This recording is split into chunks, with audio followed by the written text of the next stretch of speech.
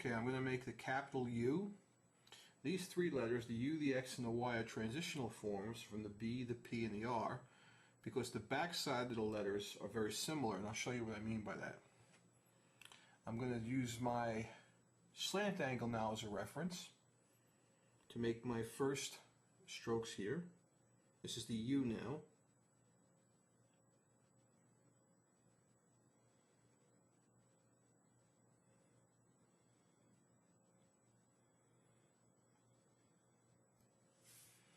You want to keep that first stroke a little delicate. You don't want it to be as heavy as this stroke here.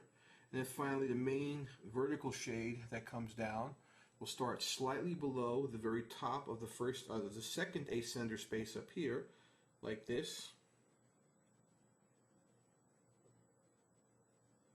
Curve it around and simply make sure it's squared off at the top here. And there we have our capital U. We'll continue this letter design now with the X, and the X is essentially the same as this U up to about here. And instead of curving around like a V, it'll curve outward and finish in a comma dot like the B, the P, and the R's compound curve. So watch me go ahead and form that now.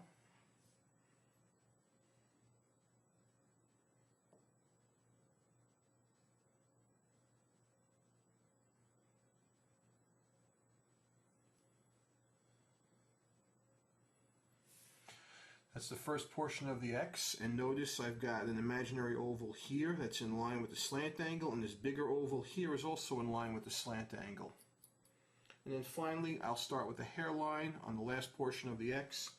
I'm not going to come close, but I'm going to stay just shy of touching the shade here and come down like this.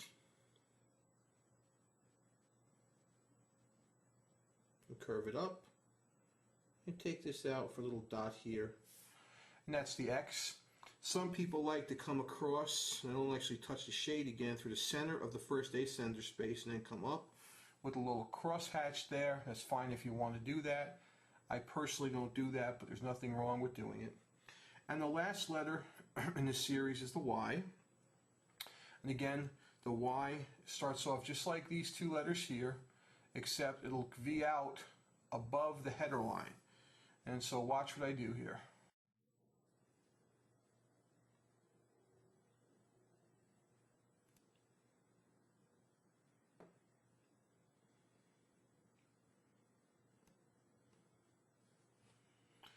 Compound curve of the Y would start just below the top of the second ascender space and come down to the baseline like this.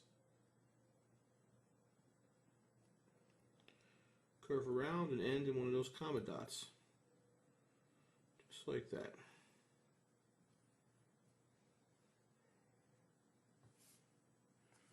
And there you have the U, the X, and the Y. Thank you very much for your time.